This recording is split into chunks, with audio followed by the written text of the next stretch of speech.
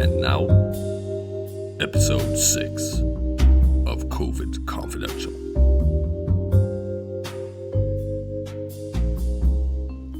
After being presented with the information that the infamous drug kingpin Noah Jensen was in the city, I knew exactly what I was looking for.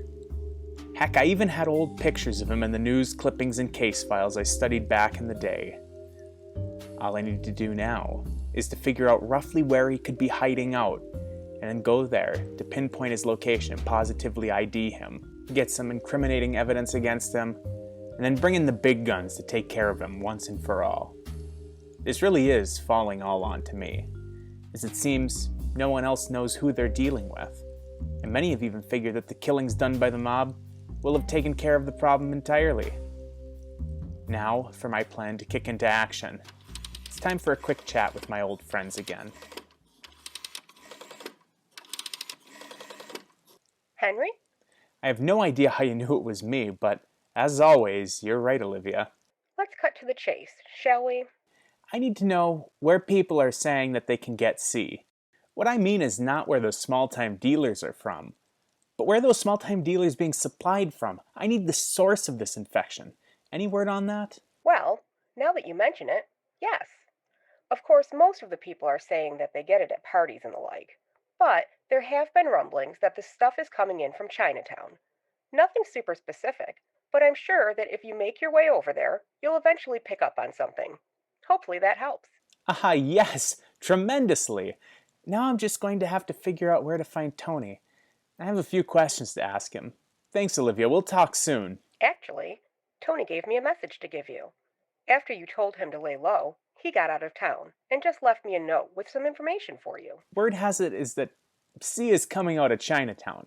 I want to run down there and see if I can find the supplier. Here's my plan. I'm going to go around the whole district and look at the amount of junkies and C paraphernalia that I can find in each block.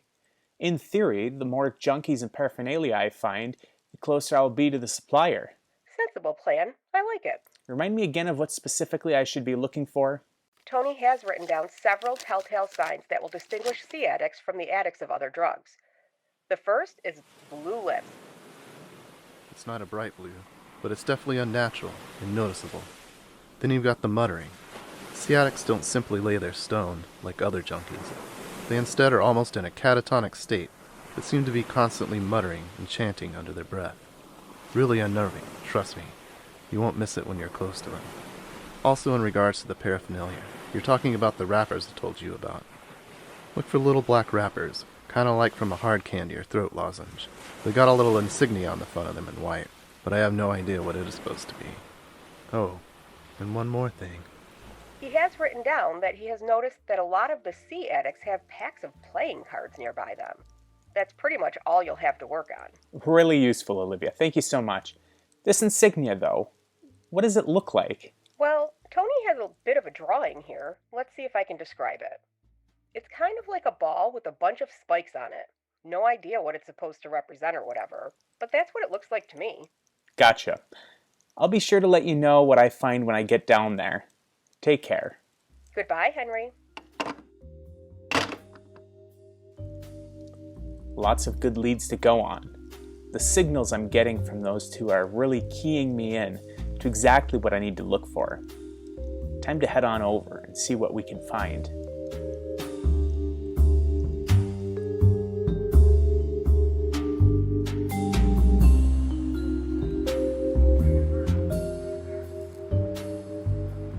Despite it being nearly the dead of night, the streets are teeming with people. It's as if nothing was going wrong in the city at all. Hard to believe that there's an epidemic of drug overdoses going on, and that a mob job has killed hundreds of people and burned down several buildings just a day ago. You know what they say, live in the present.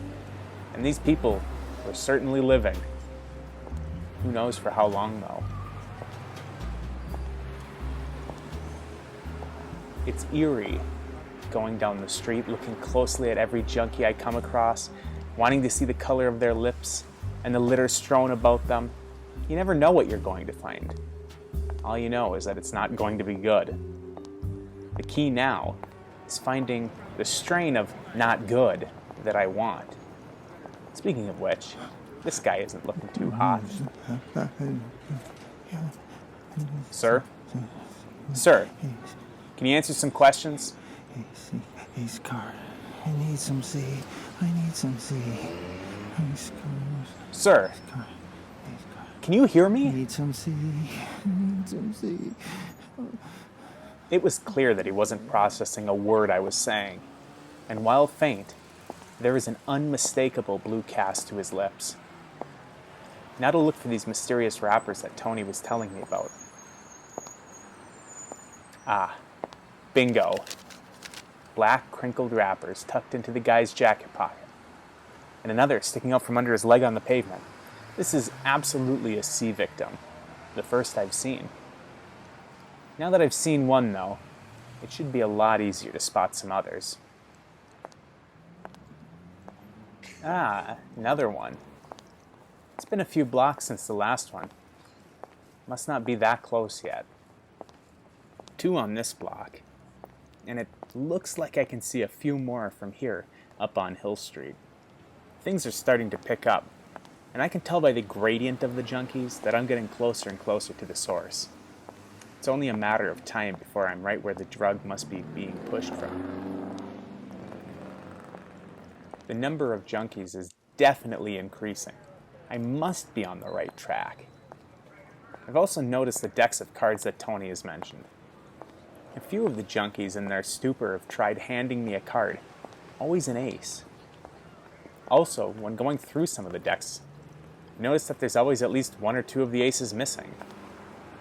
From the last junkie, I picked up a wrapper just in case, and while I was at it, grabbed an ace too. Obviously, these are playing some role here. Very strange. I've gotten to an area where there's just junkies everywhere. The streets are totally dead, except for this nightclub, Spike's Lounge, where the music is pumping out like nothing is out of the ordinary. I think I'm going to stake out here for a while and keep my eye on Spike's, just in case. Oh, someone's coming up the street. Come on, Henry. You've got to blend in. All right, who do we have? Come on. Come on, turn around. Turn around so I can get a look at you. Bingo. I'd recognize that face anywhere. I've seen the picture in the paper and case reports hundreds of times as I studied this case. There's no doubting it's Noah Jensen. What's this? It looks like he's handing a card through the speakeasy door slot. So that's what the ace card must be for. They're the password to get into a secret area of the bar where the drugs are being distributed from, I bet. I'm going to wait for a few minutes, and then go in myself to see what we've got going on in there.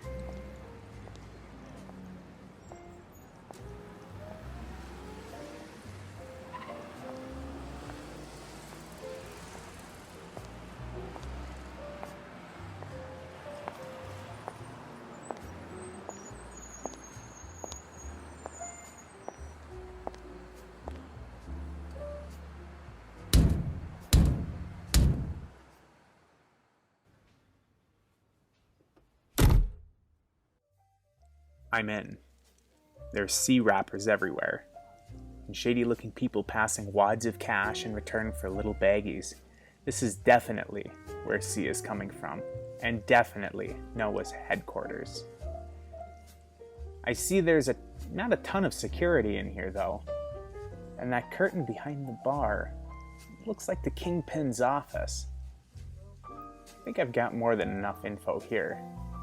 I know exactly what to do to end this, once and for all.